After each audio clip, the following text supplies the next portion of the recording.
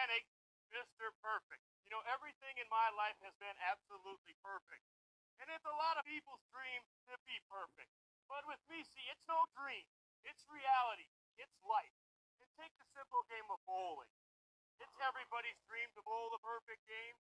Well, being Mr. Perfect, you sit back on the couch, you put your feet up, and you relax because you are going to witness the perfect. Hey, Curt Hennig fans. Hello, and welcome to another episode of Nobody Beats Curt Hennig. Nobody. I'm your host, Mrs. Witchy Perfect. We have a lot of things to discuss. I don't know how long this episode is going to be. I've just been so busy lately that I really need to concentrate on what I need to do. But we will try to make this as long as possible. I may start going down to maybe 45 minutes or a half hour, depending on how much stuff I have to do. So we will see. Hopefully, I don't have to go on hiatus, but it's looking like that because I'm just so exhausted half the time. Anyway, so we're going to do another episode of this. And we have our main event, excuse me, from Primetime Wrestling, December 24th, 1990. Where we are going to show a match between Curt and a jobber, of course. But we're also going to show the stuff with Carrie because I think Carrie was trying to get the belt back. I think Curt had taken it from him a second time with the help of DiBiase, and Carrie didn't like that too much. As you can imagine, Carrie wasn't too happy about that. But it was a great match, I think, between him and Carrie at SummerSlam 1990. Of course, Curt would always take the cake. I may do some repeat matches because well, it depends. But anyway, let's get to it, right? So this is being recorded as of the 6th of June. I want to say a happy birthday to Drew McIntyre. I saw that on X that it's his birthday today. So happy birthday, Drew. I've heard nothing but great things about Drew McIntyre, so so I'm going to be nice to Drew McIntyre. I actually like Drew McIntyre, even though they're trying to play him off as a heel, even though the crowd is kind of with him.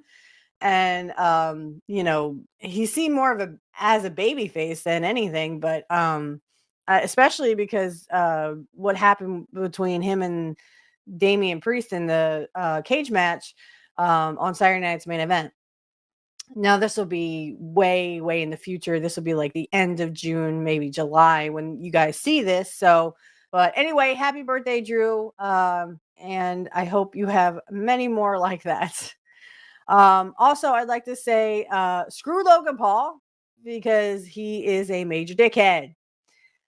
He thinks he's all cool because he has a very prominent show on YouTube. You know what? Nobody fucking watches it anyway, I'm sure.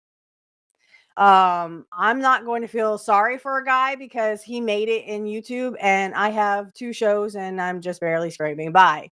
On a lighter note, if you can donate, please donate through my PayPal and Cashapp. Please make sure you use the family and friends. If you use PayPal, links are in the description field if you want to do that. Please help. Any little bit counts. And I thank you again for your donations and your support. But I mean, when I saw that on X this morning, I just literally wanted to like throw up because look, I get it that he has a persona. I get it. It's probably just his gimmick, part of his gimmick. But, rubbing it in the face of people who have shows who are not really getting anything for it. They just do it for the love of the fans and the love of the person that they're doing it for. My other show, I do it because I love my religion. I think it's beautiful. And, if you're into Wicca or want to know more about it, it's not what the Christians say it is. It's not what the Muslims say it is. It's not what the Jews say it is. It's what we make of it. And it's beautiful. And I'm sorry that if you don't like me because I'm a witch, well, that's on you. That's something you have to deal with. I am very happy to be a witch. I'm happy to be a Wiccan. And, I don't have to, take orders from anyone. It's my show. So You know, the whole thing with Logan Paul just makes me want to be physically ill because, oh, well, you're not big, you're not bad, you know. I'm doing the best I can with what I have. And I think my audience knows that I'm going to do justice to my hero, Curt Hennig, because, you know, he deserves it. You know, I think he's been overlooked in the business, or he was overlooked in the business. That's maybe why they didn't make him champ. They did make him Portland champ and AWA champ, but they wouldn't make him WWF or WCW champ. So I think they majorly overlooked him because he was a great talent in the business and he was my hero. And if you don't like it, oh well, too bad. Sucks to be you. You know, Kurt doesn't have to answer to anything, and I don't have to answer for it, you know, either. So, you know, Logan Paul can go suck a dick for all I care, and you know, it has no effect on me. I know who I am, and people online know who I am, and they know I'm a good person. So I don't have to be a major dickhead to prove that I am what I am, you know. And Logan Paul, go fuck yourself. So plain and simple. Um anyway, I saw that on X and just was like, yeah, I got to get off of here before I say things I regret. Or could get me kicked off of X because, you know, I don't like Logan Paul. But I think there are, I mean, okay, I get it. It's his gimmick and stuff. I get that. But just because one is a YouTuber or a successful YouTuber does not make you a professional wrestler. I mean, you don't see me going in the ring, do you? Even though I have two shows on YouTube, um, and I mean, I would say they're somewhat successful as I have, you know, over 100K subscribers on this channel. And then on my other channel, I have over 50K. So, I mean, I would say that's pretty successful in my book. Um, though, I mean, I'm not getting compensated for that. So YouTube thinks I should work for free, you know. But I do it out of the love of my hero, Curt Hennig, and I do it for the love of my religion. So, so yeah, I mean, if Logan Paul is so big and bad as he says, why isn't he champ? You know why? Because you're not really a wrestler. Again, I have two shows on YouTube. I actually am a part of three shows. Even though Pro Wrestling Talk, I am not the host, I'm the co-host. I also go on Angel Riviera's show for politics. Pretty much every Friday now. He says I can come back anytime I feel free to do so. And this is where I get to yell and scream about politics because again, I feel like a lot of people, like we're all being held down. We're all being overlooked, just like Curt was overlooked. Why they didn't make him champion in WWF and WCW. And I just think it's the most retarded thing ever. So, you know, but I'm not going to stop doing what I'm doing, and I'm also not going to stop and just go into the ring and pretend like I'm a woman wrestler. I'm not going to be woman's champ, okay? I'm not I would love to become one. I would love to become a professional wrestler. That has been a dream of mine since I started watching wrestling when I was 4. When I saw Curt in the ring for the first time. You know, I saw him and Carrie and I was like, "Wow, I wish I was like him." Even though I'm a girl. I don't think Curt would have cared. He would have seen my enthusiasm for pro wrestling and probably been like, "Yeah, okay, come on, kid, I'll show you." You know, when I was old enough. But you know, reality happens, and my dreams changed. I wouldn't go into modern wrestling. I don't know how much modern wrestling has to hold for me, you know, because I'm very old school. And if you can't do it without tables, ladders, and chairs, then you shouldn't be doing it. I mean, the whole the fact that they literally use that announce table every single week, and the announce table is reinforced, so they can't go through it anymore, or they can't break it apart anymore, because it's not gimmicked. Figure that one out. I just think that matches don't need the tables, ladders, and chairs, guys. I'm just old school in that way. I mean, I don't remember any chair match other than the one with Piper, though that didn't last very long with Curt. I don't remember Curt in a table match. I don't remember Curt in a ladder match. You know, I don't. He didn't have to do that. He didn't need that. He didn't need those props. He didn't need that kind of a match. He was the greatest professional wrestler, in my opinion, to ever live. So he didn't need any of that stuff. He had his wit, he had the knowledge of professional wrestling, and he knew he could do it. He knew he could do the job. I mean, the chair match with Piper was kind of cringing. I'm like, oh, Piper, don't hit him there. Oh, we will watch that because Curt actually flips Piper off. I wouldn't too. I would be like, I ain't doing this damn chair match. What the hell's the matter with you?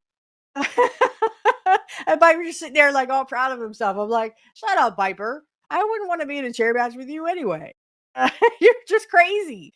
Even, regularly. You didn't need the coke to be eccentric. Even if that was the coke at the time. I don't know. That was later on. That was in '99 when he had that chair match with Curt. So I mean, Curt didn't need any of that stuff. He was already over. He was in the West Texas Rednecks, and then of course Hogan, ifed it, and it went away. So I mean, there's a lot of jealousy also I noticed around Curt because Curt knew what he was doing. He knew the business inside and out. He's been, in the business since he was young, even before that, because his dad was a wrestler. So I mean, Curt got it. He got the whole business, and people were very jealous of him because he knew the ins and outs, the ups and downs. So it doesn't surprise me that people are jealous of, people like me who can get it right and we have a following. I mean, I'm very, very humbled because a lot of people want to hear me talk about Curt. A lot of people want to hear me talk and give my opinion about Curt and Rick Rude because we keep showing Rick Rude matches. Bret Hart, of course. I think he was great. He just wasn't perfect. That doesn't mean I don't like Bret Hart. Bret was good. He was good, but he wasn't perfect. There we go. No, I pick on Bret. I'm picking Bret. I'm picking. No, I just otherwise this show would be about Bret Hart if I liked Bret Hart as much, or it'd be about XYZ wrestler who I thought was good. I mean, I could do a show on Stone Cold's matches, all of Stone Cold Steve Austin's escapades through the 90s, the late 90s, 98, 99, even 2000. I didn't really like the heel turn at WrestleMania 18. I thought that was dumb. And nobody really wanted to boo Austin anyway. So, but I don't think I'm trying to be nice because I do like Steve. I do. Um, I lived vicariously through Steve in the late 90s when I was 12 and 13 years old. Um, so in 98, 99, I was 12 and 13. Um, But I live vicariously through Steve because I didn't have a very good relationship with my mother. Um, that's not to say that I wanted to be Steve. I didn't want to be Steve. I just wanted to, you know, put my middle finger up at my mother, right? And not get terrorized. Um majorly. Um But I think all of us saw something in Steve. That's why he was so well popular, and that's why he was popular. And I think Kurt had that too. Kurt was very popular, even though a lot of people they said, "Oh, I don't like him," or they booed him or whatever. But I still think he was very over, even though again, he was a heel for most of his time. He was a baby face for about a year, and he was a baby face in WCW for less than that. Um, actually, I like that NWO turn, so don't knock it, okay? But I do like the face turn or what as well in 1993. Well, 92. It was 92, right before Survivor Series. So I do like that heel turn, or I like the NWO heel turn just as much as I like the face turn at Survivor Series 1992 with Randy Savage. In fact, I was watching that the other night because it came up in my, do you want to watch this again? I'm like, sure. I mean, because it bears repeating, right? I mean, Curt was at his element. He was coming back. He was going to, be better than ever in 93, and he was going to be a babyface. Something that Mr. Perfect never, we didn't get to see Mr. Perfect be because he had been a heel since 88, since he came in. And so this was a whole new, ball of wax that we got to see Curt be. Now, if you watch Portland and AWA, or at least part of AWA, most of it, he was a babyface. Curt was a babyface with Scott Hall. He was a babyface against Nick Bockwinkel when they turned Nick Bockwinkel heel. So there's a lot of, and you're gonna say, well, he was a babyface. Yeah, he was a babyface for a long time. In Portland, he was a huge babyface, especially with Billy Jack Haynes. See, I'm still very upset that they glossed over the fact that he was with Billy Jack Haynes in Portland. They should have showed some of that. They didn't show any of that. They just showed clips of him in Portland. Whoopee. But that was a big part of Billy Jack's life. And it was also a big part of Curt's. Because, I mean, they kind of fed off each other. And I just like when Billy Jack calls Buddy Rose a faggot. I'm like, wait, what did he just say? Rewind. What did he say? Because I have to tell you, I really do pay attention, but I don't remember him ever saying that until I was like, wait, what? I also want to, just before we get into clips, we're going to watch along to Rick Rude, of course, for a couple of matches. I do want to show a clip of Curt and Stan Hansen that I found. Well, actually, there's a gentleman I follow on X, and you can follow him too if you want to. And he shows clips of this stuff. So I have one of Rick Rude. I have one of Curt. I have several others too. There's one, Buddy Rose and Ivan Putski, Slaughter and Patterson. Yeah, I just have a lot of stuff. So, and I need to get through it. I need to go all through it and make sure, that we have what we have. So anyway, without further ado, let's not go any farther. I just want to say we love you, Curt. That's why we have this show, so that we can show the greatness or the perfection that was Curt Hennig, because, we miss you. You are my hero. You always have been since I was 4 years old. And even a little girl from Pennsylvania like me can be an admirer of the greatest wrestler to ever live, in my opinion, Curt Hennig. So, all right, let's enough of this emotional stuff. Curt would not like that. I'm sure. All right, let's get this going. Because this first one is Rick Rude and Dustin Rhodes. Okay. Let's full screen that. 1993, all centered on that U.S. title that Dustin no longer has. Neither does Rude, as a matter of fact, but a top wrist lock brings Dustin down. Definitely no love lost here, but one that's Larry Zbyszko in the back. These two guys definitely know each other's style, no question about it. Look at the way Rude's got that elbow digging into the neck of Dustin Rhodes.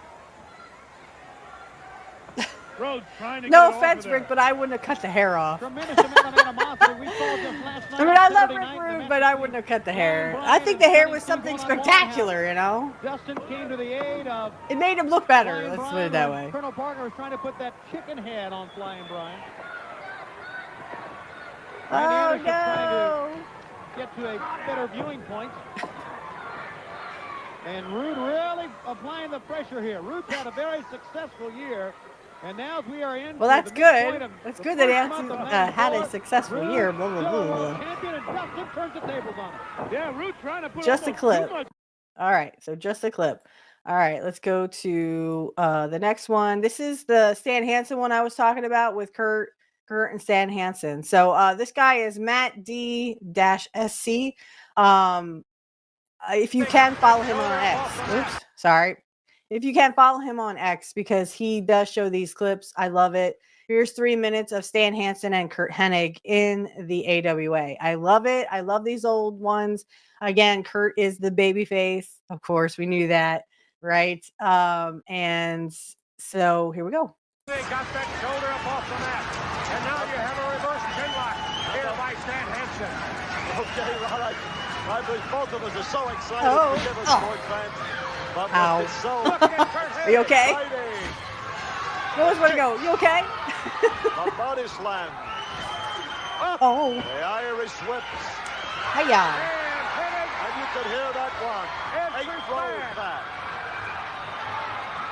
Hennig now standing on the throat and the face of Stan the Lariat Hansen.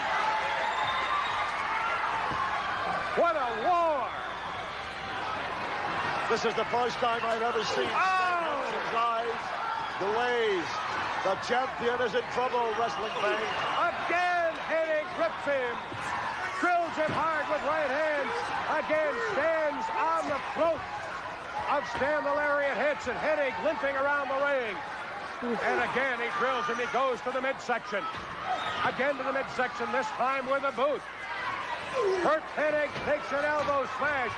And you Ow. heard him grunt as he took it from Stan the Lariat Hansen. Oh, there you And go. he rips away again. Nice at the shot. champion. And again, Curt Hennig on Stan Hansen. A reversal here by Hansen. Oh, boy. That had to hurt. Curt Hennig just about knocked senseless. Ow, ow, ow, ow. A double sledge now. World on Curt heavyweight Hennig. champion Stan Hansen now seizing his opportunity. The referee is in there. DeRusha gives the count. Oh. The big knee across the big giant. 300. 11 pounds. Come on, Curt.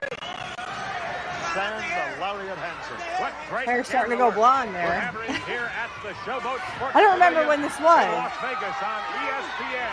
Oh. The Total Sports Network as Curt Hennig takes an elbow smash to the back of the head. Oh. And Boy, that had to now hurt. Hansen, the champion, bounces his head off the turnbuckle.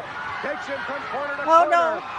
But this Hansen pays the price. And we will watch this whole match, I promise. Hansen's head was bounced not off the I do buckle, have this on but off of steel YouTube. connector That's between right. the buckle and the post. Scoop slam. Oh. Up in the air he goes. Hiya. The cover, 1, 2. Oh. It looks like the championship was going to Curt Hennig, but somehow. I'm surprised Curt could take those bumps. as That had to only hurt. champions do, and you 'Cause you're are hitting aware of concrete. this crowd of theirs. You know, I beg a your pardon, concrete Lord floor, James cement Flair, floor. That you reach back for that something extra, and that's what Stan the Lariat Hansen did. There's no doubt about it. No matter what you think about Hansen, boy, if you know your wrestling, you know he's a tough, rugged cookie. Just as tough and rough and brutal and mean as they come. Going after Curt Hennig outside of the ring, picking him up and slamming him onto the chairs. And those chairs are outside the not. ring. I just can't believe it. I just can't believe it. They're not metal, but they're not. Well, part of them are. Incredible. Totally incredible what is happening. Oh, I just heard that. Someone said "son of a bitch." It probably was Curt. Staggering outside of the ring, taking another blow from the champion. Now he fires back. I love Did when you Curt hear swore. Oh, That you was can hear it. hilarious. You can see that as the head Because it was like an eclipse. It barely happened, you know, unless they said, "All right, go ahead, Curt. You can swear now." And the war goes on outside of the ring. Wow, This Ron, is I've seen some of the unbelievable. best matches in my life, and this Ooh. is one of the best. Okay. All right. That was a good one, I thought. Always good to see, you know, Curt. All right, so here's a little bit of Buddy Rose and Ivan Putski.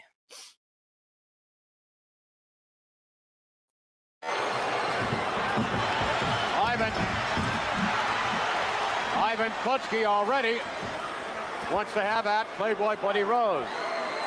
This is a sight job here by Rose. This is all for Putski, not for the crowd.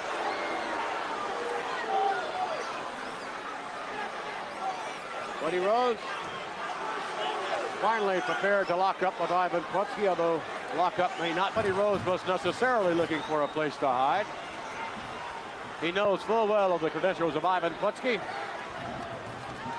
It's Buddy Rose. What do you Probably expect? knows how to best avoid his assets. Look at him. Putski messing up his hair. Has the agility that he has. Hi, Chuck. And doesn't try to match strength Ow. with Putski. He could give us one heck of a match here tonight. He's pulling my hair. Complaining about a thumb in the eye.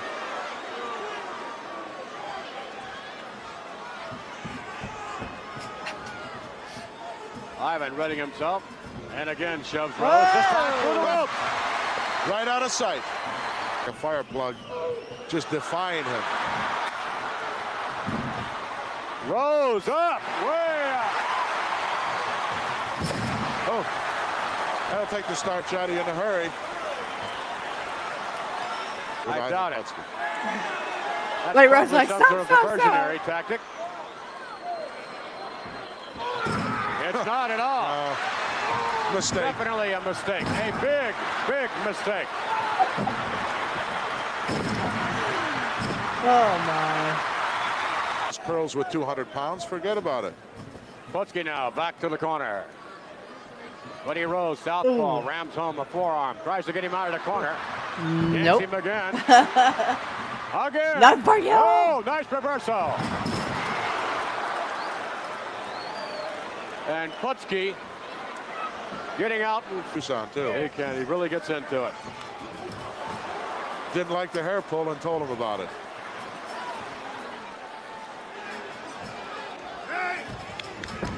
Oh. Okay. All right, so on to the next one. This one is Sergeant Slaughter and Pat Patterson. I like it.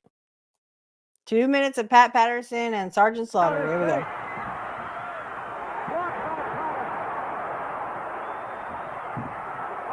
Oof.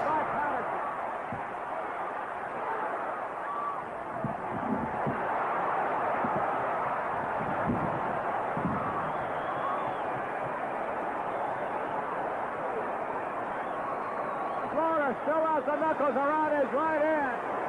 Still waiting to use it. Patterson. Patterson now with a cowboy boot off.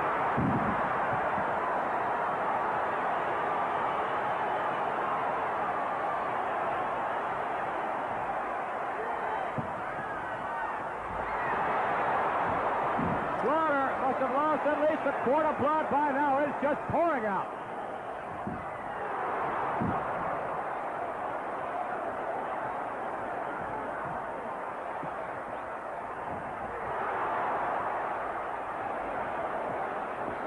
Patterson clobbering with that boot.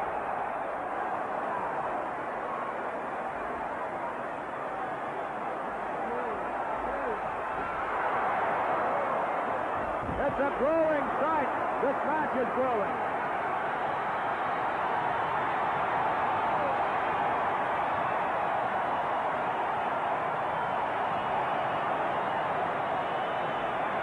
But Slaughter wants to get right back into it.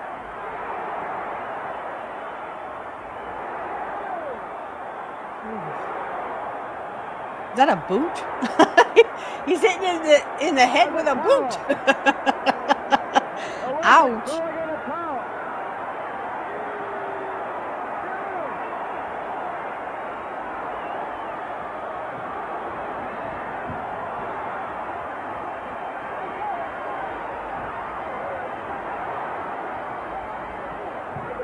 Slaughter still wants to go.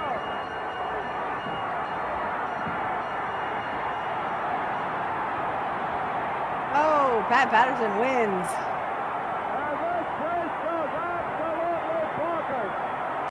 Okay. Show a couple more here. Oh. So this one is Harley Race claims the throne.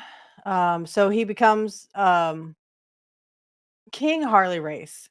So this was actually, I was not even a month old yet when Harley Race did this in May 4th, 86. I was, a couple weeks old. I would come April 20th. So yeah. Okay. Here we go. Courtesy of a handful of tights. SD with that left arm underneath there manages to get out once more. Well, that's probably one reason why SD Jones is in the World Wrestling Federation. The man's a competitor. He is a tough cookie. No count. Another 1 count and SD out of there. SD with the right hand, not a whole lot behind it. The left has a little bit, poked him right in the eye. Harley did not use one illegal move. Now SD has to resort to this. SD is trying to save a win here in any way, shape, or form that he can. Man's desperate. Man's desperate. Well, sometimes you have to do desperate things when you're in the ring with the likes of a Harley Race and his kind of a reputation. He can put you away in a hurry. Unfortunately, he has not. Or fortunately for SD, well, he's using one of SD's favorite moves, the headbutt. It's not there. It takes SD Yeah, you over. can say that again. Harley going to the second turnbuckle on the inside. Bombs away. Right to the side of the head. Right in the temple area. Down for the cover. 1. No, he's not going to get him. Well, SD wants this one, don't he? You know what a win over a Harley Race would do for SD Jones' career? Plummet his career immediately up the ladder. And he'd probably take advantage of it, wouldn't he? He'd probably quit the great sport of wrestling and would drive a cab in Antigua. And now it's SD with a headbutt, his patented maneuver, and Race off. 1 right to the lower solar plexus. Watch out. Shoulder breaker, power slam, power slam. Excuse me. It's over. Oh, it's over. The master shows the student that he's got it. Harley Race, very nicely, Look at the shape he's very in. methodically polishing off Special Delivery Jones. Let's get the official word. The winner of the match, Harley Race. Well, it took a half a dozen different moves to do it. But that man right there will certainly be a force to reckon with here in the World Wrestling Federation. Okay. I mean, yeah, that was really good. Oh, we have to show this one. This is part of the, I want to think that this is their match in 88 where, I'm not sure. But anyway, it's Curt Hennig and Nick Bockwinkel. We definitely will watch this match. I have been meaning to get to it. I really have. So here we go. 1:30. Durability and with his energy. Oh, so this is not the Christmas one with Billy Robinson as the referee, A though. hammerlock by Curt Hennig. Come on, Curt. Trying to move it up into a But it's chicken somewhere, wing. it's sometime in And 88. You saw him use his leg and body 87, for 88. additional pressure on the left arm of Bockwinkel just seconds ago. This could, I dare say, be 86, though it's very late 86. Amateur move now. He's To pulling get him him over. over. Oh, not quite. You saw Bockwinkel's left shoulder come up off the mat, and just in time. Tremendous bridge here by Bockwinkel. Has to be tremendous strength in a wrestler's neck to make this happen. Well, he kicks out of that one, and Bockwinkel is not happy, but he's a lot happier than the No, position sir. that he was being maneuvered into. So polite, There are no Bockwinkel. points in professional wrestling. When you have points in amateur wrestling, it would be, I'd say, Rod Trungar was right. Bockwinkel would be a couple of points ahead. But there are no points, so it's academic. And it's just you pin him or make him submit. There's a term in amateur wrestling that could come into play here over the past few minutes as a series of elbow smashes breaks the hold of Curt Hennig. Miss! Bockwinkel going for a shoulder. Missed! I like those matches, of course. Randy Savage versus Austin Idol. 84. Let's check this out. Here we go. And that's the best I can do for the volume, guys. Sorry. International heavyweight title match. Randy Macho Man Savage in against the Universal Heartthrob Austin Idol. I just won't talk through this. Idol standing up there ready, boy. He's hot. particularly about the way he lost that belt to Savage. Randy Savage not choosing to meet him head up at the moment. I don't know what he's got on his mind. Uh-oh, I saw him signaling to Angelo Poffo. Hop up, distract the referee. Poffo on the ring apron. Referee Paul Morton over there. Now Idol's telling him, you're the big man, you're the champion. He spit at Idol, and Idol coming right after him. Uh-oh, Austin, as he came through the ropes, Savage got him. That's what he was waiting on. He was waiting to get Savage down before he really tangled with him.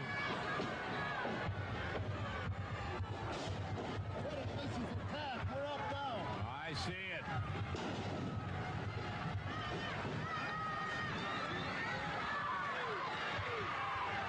Savage from the ropes drops down on Idol. Count of 1, 2, and Austin kicks him out of there. Complain again that they weren't counting. Okay. So just want to show that real quick. All right. So we are going to stop sharing there. Let's get me back on the screen, shall we? Okay. So let's go to our next coup de grace, which is this is August 7th, 1988. It's Ravishing Rick Rude with Bobby Heenan versus Billy Brown. Okay, let's go to that. Take a minute here. Okay, and play. This event is scheduled for one fall. Introducing first, on my right, from Los Angeles, weighing in at SummerSlam, certainly the hot item. Here in Look at the likeness of Cheryl Roberts on the front and the back of Ravishing Rick's tights. I can't believe it. Oh, listen to the chant. Weasel Green won't be happy about that. He's not. He's upset already. Ravishing Rick going to work immediately. Billy Brown in for a rough time here in Cedar Rapids. Oh, will you stop? That is disgusting. I'm sure Jake the Snake won't be too happy when he sees this. Very methodical about what he does inside that squared circle. Coming up here, suplex, nailed him with it. Earlier on, we had a chance to talk with Ravishing. He had a lot of things on his mind. Oh, look at this. Jake Roberts, get yourself a pair of these W binoculars, so no matter where you sit, up close you can see just how ravishing Rick Rude can be. And your wife has never looked so good either, has she? That's disgusting. Here comes the Rude Awakening. He may need those binoculars. That's about as close as he'll ever get. Once again, just stop sharing. I saw something that I need to share with everybody. I just noticed that one of the matches has a special referee in it. It's Bobby Heenan and Rick Martel, and there's a special guest referee. Let me get that up for you guys. I didn't even notice it. So I'm like, wait, that guy looks familiar. He looks really familiar. It's this one. So it's Heenan versus Rick Martel, 1982, and I'm not kidding you. There's someone who is a special referee. Let's go. Be seen. Take a look at the referee. Does he look familiar? 100%, that's for sure. It's Curt Hennig. As he allows Heenan to get back in control. I just of noticed this that. I was like, holy crap, that's certainly Curt. Come back a bit as he got out of the way of that charge by Heenan, and Heenan went headfirst into the turnbuckle. Now Martel. Looks like he's got it back together. Oh, look out here. Oh! Into the inside thigh of the left leg, and another one by Martel. A third. And Bobby Heenan is in trouble. I can't believe Curt is the referee. Though he has refereed before. Martel going back to work on the four-time manager of the year. Oh. Hey, dude, you okay? Heenan has got something apparently in his trunks. Close, but no cigar, not yet. 2 left hands by Martel. Oh. And he has Heenan tied up in the ropes. Goes to work on him. Flying shoulder block right into the midsection of Bobby Heenan. Look out, here he comes again. Through the ropes and out of the ring he goes. He missed. And the young man from Quebec City is going to be one angry hombre. There you see him doing a reversal. Now Martel is back in. Now look out. Ricky Martel still squinting through those eyes. A left and a right and another right hand. And he'll whip him across the ring into the turnbuckle. Up he comes. Flips him over. Drop kick right to the jaw. And another one on Bobby Heenan. That one really, really stunned him. Look out now for the backbreaker. Oh, wow. I'm going to have to look for that whole match because I didn't even know that was Curt. I just, I was like, wait a minute, that guy looks familiar. Oh, that's Curt Hennig. And again, that's not the first time he refereed. If you want to, guys, I can pull up a match in AWA where he was still in Portland at the time. It was 83, I think. And he was refereeing a match between the High Flyers and Jerry Blackwell and the Adnan Casey. So we can definitely check that out. I just wanted to show that to you guys. I was like, holy crap. That was Curt Hennig. And he was a referee. Okay, so let me Okay. So I want to get to this other match. Hang on a second. Just want to get through this. All right. Let me take a 5-minute break and I'll be right back. Catch you on the flip side. Okay, guys, and we're back. Let me share my screen. We're going to watch another Rick Rude match. This is the U.S. title. Dustin Rhodes versus Rick Rude. Rick Rude. I think, well, it's May 15th, 1993, it says. So there you go. U.S. title, Dustin Rhodes versus Rick Rude, worldwide, May 15th, 1993. I was 7 years old. Okay, here we go. U.S. heavyweight title belt. And it's the one that I personally have been waiting for a long time, Tony Schiavone. I've said it many times before. Ravishing Rick Rude never lost that title.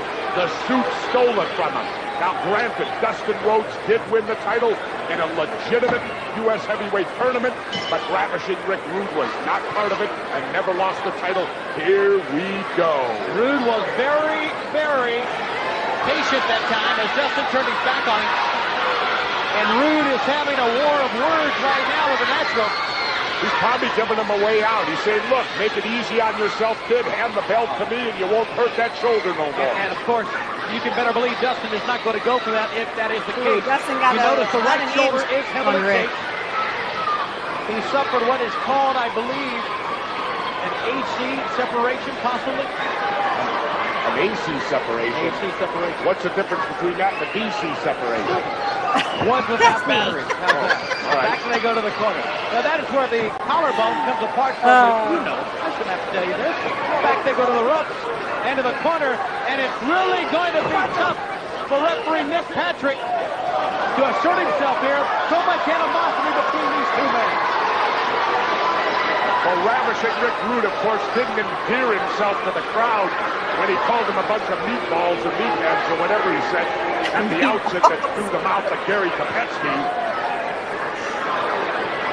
We're getting the psych out going on here now, Tony. This is where each guy tries to psych out the other man. This is, fans, the computerized contender challenge. The computer has selected Kensuke Sasaki for the cause of the injury. Now Rude. Hey, all I gotta say is computers are only as good as the info put into them. Well, and I'd like to know who stuck the info in. How could Rude not be the number one contender? Wham! And look at Dustin Rhodes. That really That buckle and go down hard. Did you say get up? Rhodes slow to get up. You know that his jaw, that shoulder. Oh, Jensen. There's a forearm shot to the back.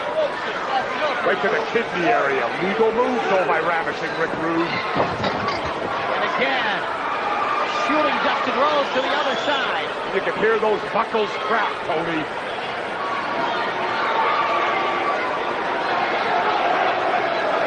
Rude on the attack once again. Boy, no, Dustin had no defense that time, Jeff. He is in so much pain here early on. It was just an easy shot for Rude. Oh, there he goes. Return fire that time. Oh, and a lariat off the left and up turnbuckle. Oh, he got up 2 counts. Well, I'll tell you, Rude was so slow and methodical with those shoulders, he allowed Rhodes to time that knee lift and change the whole course of this matchup. And now you see it's Dustin Rhodes giving ravishing Rick Rude the buckle treatment. To the top turnbuckle. And that was right in the ribs. Again. Rude is in trouble now. Dustin picks him up. The San Salto. And the cover.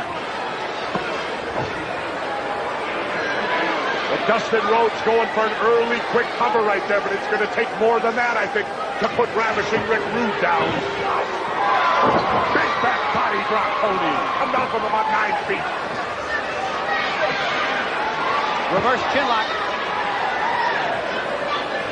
And Dustin in command right now this match. There you see the former U.S. champ. His shot right here this week to be the U.S. heavyweight champion. Well, this is the test I've waited for personally. I've never been able to really formally look at Dustin Rhodes as the legitimate U.S. heavyweight champion, Tony Schiavone. I'm sorry, I couldn't do it until he stepped in and beat ravishing Rick Rude. If he beats him, I will legitimately look at him as the U.S. heavyweight champ.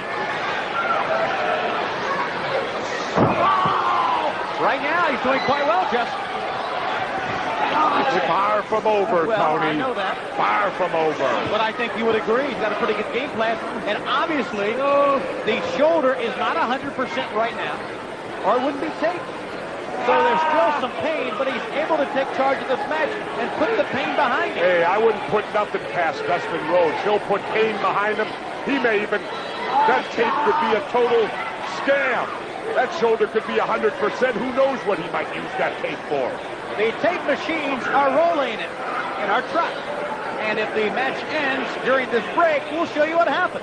But if not, stay tuned. The computerized challenge for the U.S. title continues on Worldwide. Hurry back. I just want to make sure that there's no commercial. Ravishing Rick Rude grinding into those ribs. Dustin Rhodes trying to bend the chin back out. Watch out here. Oh, point of the elbow right to the head.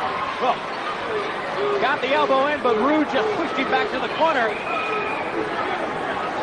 Rude's had a game plan here. He has not really, Jesse, worked on that elbow or that shoulder per se, but he has put the pressure on the back. He is squeezed on the back, pounded on the back. He's not doing the obvious. Dustin Rhodes probably figured him for the obvious. He'd go after the shoulder. Rude figures, hey, I'm going to cross this young punk up. I'm going to go after the lower back and the rib cage area. Put the big squeeze on him. I would think that Dustin, in an attempt to get out of this move, certainly has to aggravate that shoulder and just the mere pressure. He bit it. Oh, he bit it, Schiavone.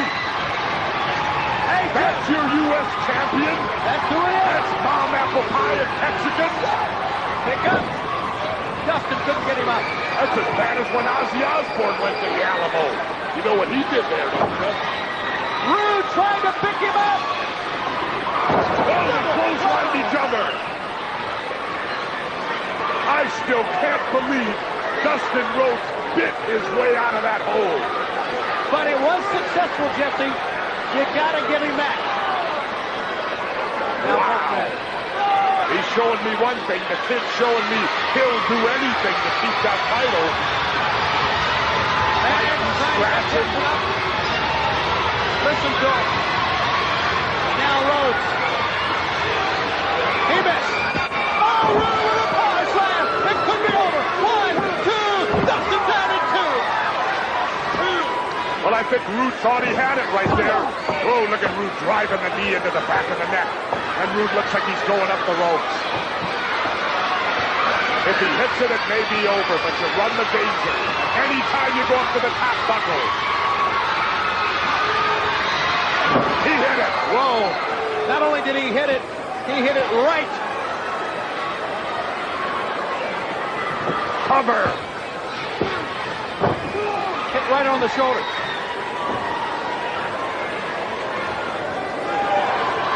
Ravishing Rick Rude. Going after the current U.S. heavyweight champion, Dustin Rhodes. Picks him up.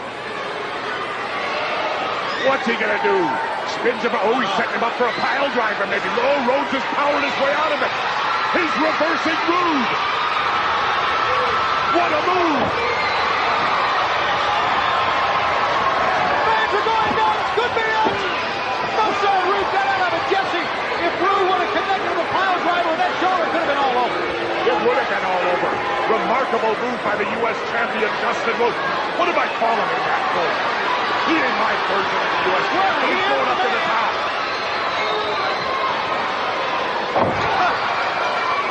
Oh, good morning. The feet got up, and then a clothesline. This could be all for Dustin Rhodes right here. He hit hard with the feet. You take a look at Nick Patrick eyeing the challenge. The U.S. title is on the line in the contenders match as decided by the computer. And now Rude's going after the shoulder. Went after the lower back earlier in the matchup, but now he delivers a big forearm right on top of that shoulder, right on the clavicle. Over the top. Dustin. Yes, DDT. And now, can the youngster finally put this behind him and cover Rick Rude? 2. Whoa. Oh, my.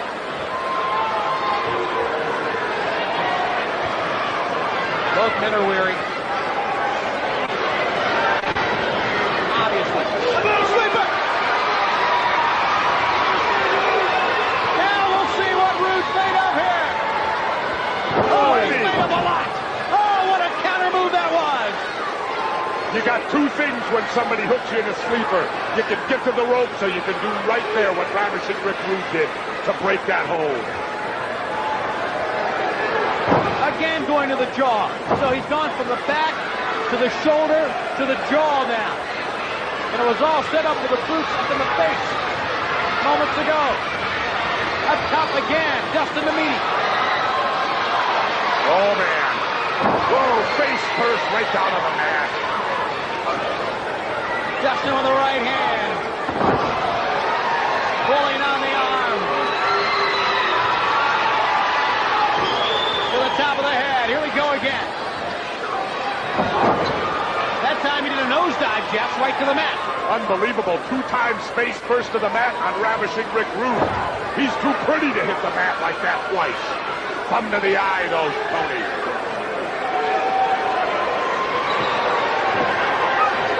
Oh! Down goes Nick Patrick. And he hit hard, Jeff. He hit head-to-head with Dustin Rhodes. Rude with a roll-up. 1, 2, 3. Where's the ref? Oh, he's down. He's down. Patrick hit hard that time. Admit it, Shabani. He just won it right there. Had there been a referee? Had there been a referee? Quite possibly. Over the top. Over the top. Patrick goes down. Again. All right, Randy Anderson has made his way out. A second referee. Well, he's a little too late. Rude already won.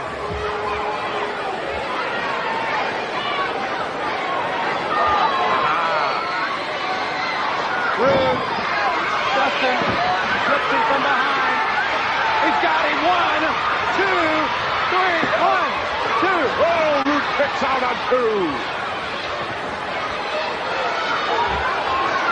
Belly to back. 1, 2. Rude shoulders up. Rude won it. Oh, wow. You saw it, Tony. Rude got his shoulder up on 2. I'm not so sure, Jesse. Oh, absolutely. You saw it.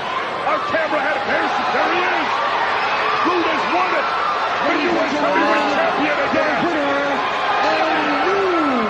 stop sharing there, just because I don't want to do a lot of editing.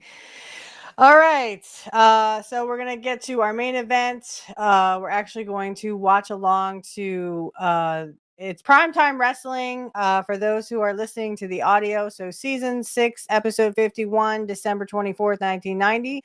We're going to show a quick clip of Curt winning the belt back from Texas Tornado. And then, excuse me, and then we're going to watch his match. So I'm 9 minutes and 6 seconds in. You should see Bobby and Gorilla here. Let me take a 5-minute break and I'll be right back with you. Okay, so now everyone, we're back. Now you should see Gorilla, and for those on Rumble, you guys will see Gorilla and Bobby Heenan. If you guys are watching on another tab on YouTube, 9 minutes and 6 seconds in, and press play now. Full of ring announcers. Texas Tornado with his spin. Tremendous right hand. Round goes perfect. Come on. Referee is down. Wait a minute. DiBiase coming in. DiBiase has a belt. The back of the head. Get out. Ted DiBiase, the million-dollar man, ramming the belt in the back of the head of the Texas Be Tornado. nice, Piper. Now what's he doing? Waking up Mr. Curt, Perfect. you awake? Trying to get him to come back around. Bobby Heenan has the official. Bobby Heenan talking with the official, the referee. There's 3 guys against them in there. DiBiase's outside the ring. Mr. Perfect. What's he doing now to Tornado? Has 2 handfuls of hair. Tornado's out cold. Perfect trying to get him out. Face lock now. I think he's trying to get him in the perfect plex. He's trying to get him out. Texas Tornado back cold from Ted DiBiase. And look at Heenan trying to bring the official around the crowd. He's got him set. And there, the perfect plex. Has him hooked. Heenan's trying to 1, 2, 3. Not like this. Oh, no. Kick out. Kick out. He got him. In the wake of this unprovoked attack by the million-dollar man Ted DiBiase, a furious Texas Tornado had this biting comment to make. DiBiase, because of your interference, you cost me the Intercontinental title. And now you're proud of yourself. Well, all my hatred is pointed right at you. And you're not going to like what I'm going to do to you. Right? Supposed to be a time of love and caring here at Christmas, Love and but caring. obviously All Texas. right. So I will take another 5-minute break and be right back with you. Okay, and we're back. So for those who are listening to the audio, now we're at 1 hour, 26 minutes and 10 seconds. You should see a little gorilla there. Actually, 2 little gorillas. That's cute. They're really cute. You want hug. That's what that says there. All right, so we're going to head and press play now. Togetherness, so important at this Christmas time of the year, and there's so many people in the world today who are not going to have that feeling this Christmas with what's going on in the world and all our young men and women over there on the sands and the Persian Gulf, so that we can be at home here and have that togetherness. And, Yeah. Give me my gift. Obviously, you don't. Well, I care. Give That's a nice. damn That's about our men and women. That's a shame they're over there. It's a shame what's happening. It's a shame that people can't have Christmas. Okay, give me my gift. I'm not sure I'm going to give it to you at all. Okay, Mr. Perfect's up next. Roll it. Can you believe this guy? What? It's Christmas. I feel good. Roll Mr. Perfect and give me my gift. Now, I want a big one. Let's go to the ring. Mr. Perfect is up.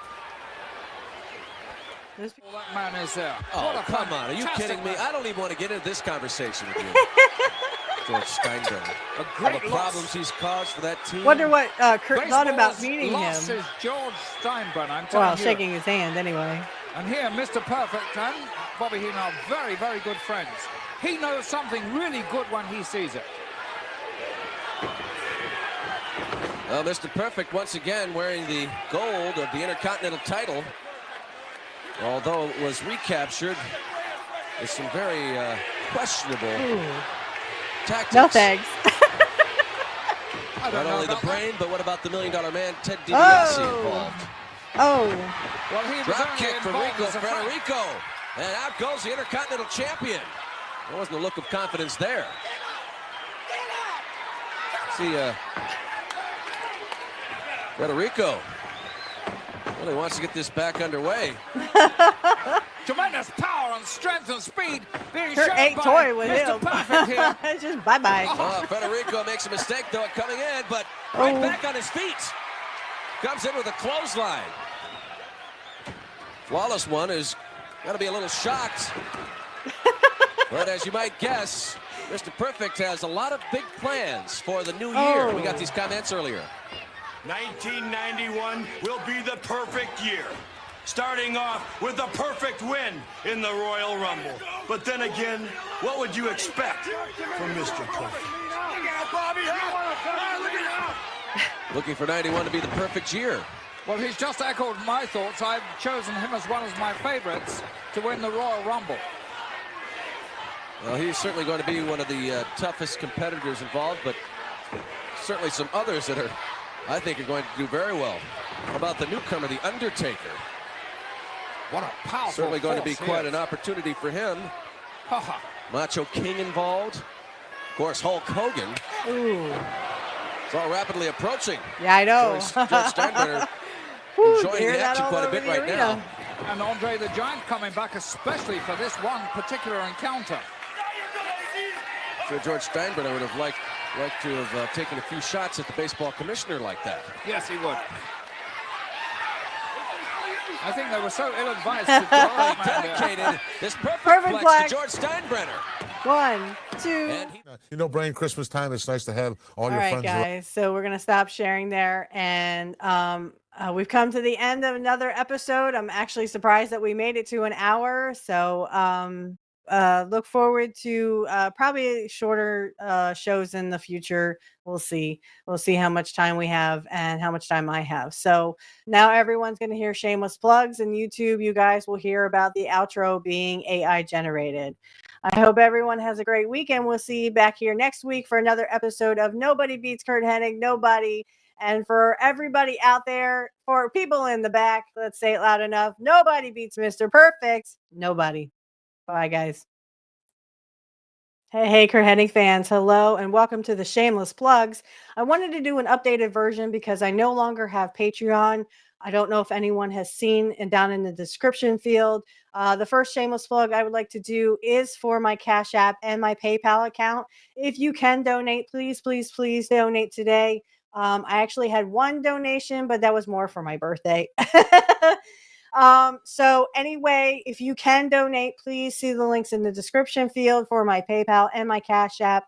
I'd like to start off by saying also, and I will say this at the end, I have an AI outro that is AI generated. I actually made a country song dedicated to Curt. I made several.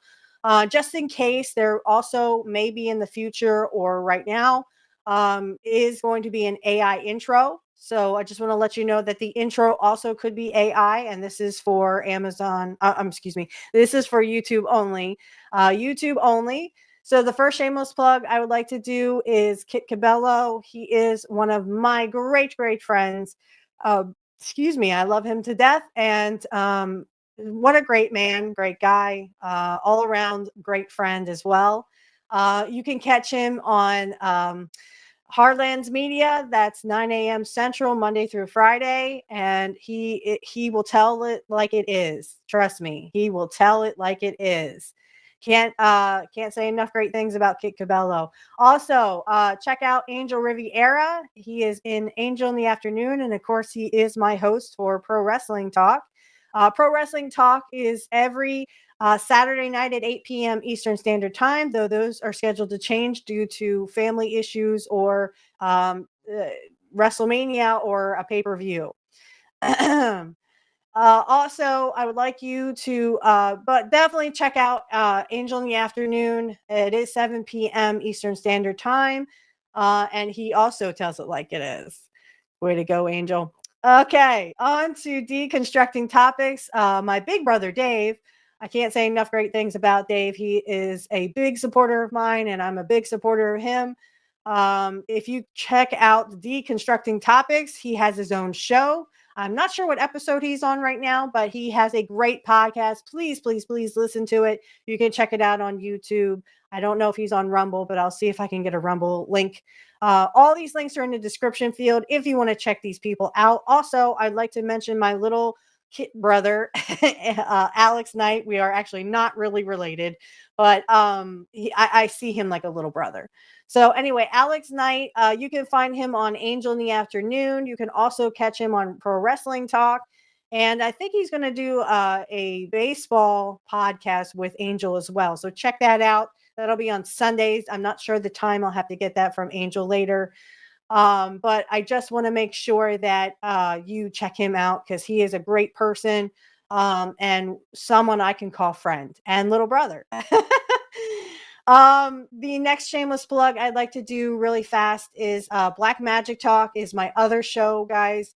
If you would like to check that out, all you have to do is click the link in the description field, and blessed be to you if you are also a witch, wizard, or warlock, or whatever you call yourself. You can check that out in the description field. We have a lot of fun over there. I love to have on special guests, especially Sonia Smith. She's a very dear friend of mine. I hope you will subscribe to all these people on YouTube or on Rumble.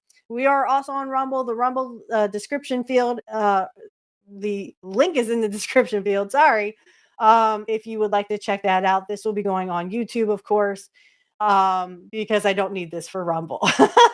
I could put it on Rumble. I think I might. So if you are on Rumble watching this and you would like to see the YouTube version of this, it's mostly audio that you will see, except for this part, right?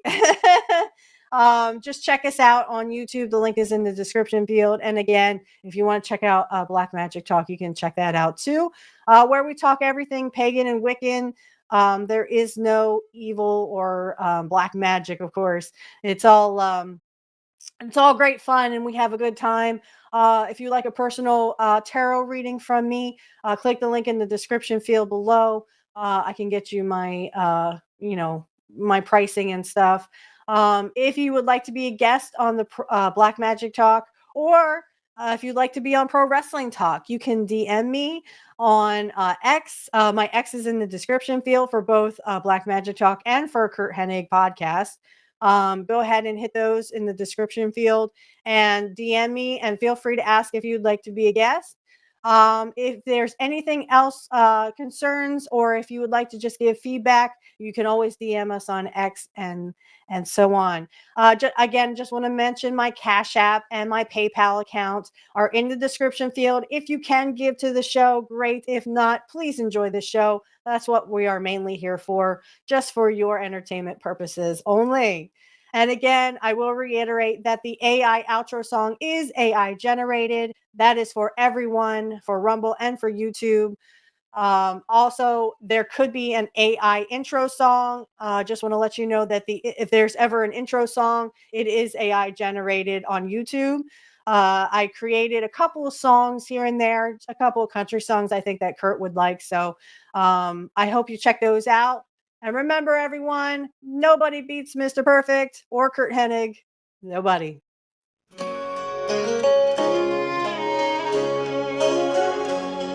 In a small town gym with wooden floors, he'd lace up his boots, he'd settle the scores.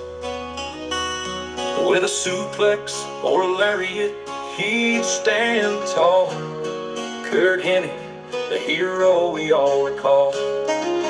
Oh, Mr. Perfect, the man we admire in the wrestling ring. He set hearts on fire. From the farm to the glory, he took his stand. A true country legend, the perfect man.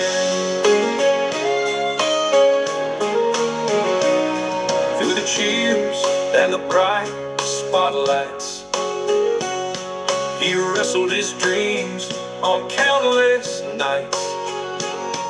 With a fisherman's carry and a confident grin, Curt showed the world the warrior within. Oh, Mr. Perfect, the man we admire in the wrestling ring. He set hearts on fire. From the fun to the glory, he took his stand. A true country legend, the perfect man. Humming the ballads of a heart so strong, where the echoes of victory always belong.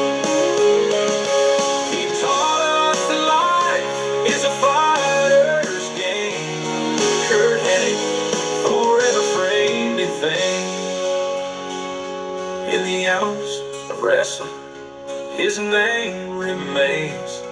Curt Hennig, who broke through the chains. From Minnesota